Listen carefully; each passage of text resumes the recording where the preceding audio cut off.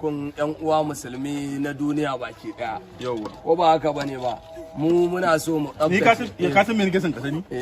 ina son ka san cewa mu sanar da mutane cewa Arewa Comedians ba ɗayan bace gaskiya ne ba ɗayan bace mu muna da an yi laifi mu muna da discipline yawa yaron nan babulayi ba zai yi idin gaba tsaba yana fakewa da sunan yan comedy daga yau mun kore shi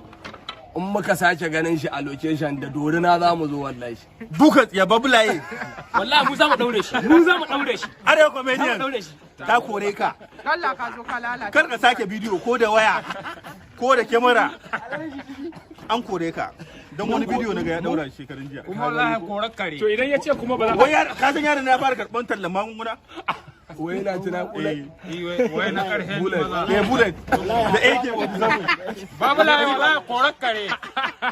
kare hada bazuka kai babu layi bari zan da kai waran sa idan ka mu ma din da ga mu yan iska ne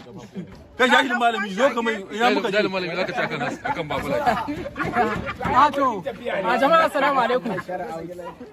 babu layi bai koru ba a Arewa Comedians inda ya koru sai kun gori shahilin malami yayi da wato haske saboda sana'ar ɗaya ce to yanzu yanda za a yi wayannan bayan Allah ma mun kore su ina neman ma babu layi alfarma yayi laifi na farko afa kalla ya mai wani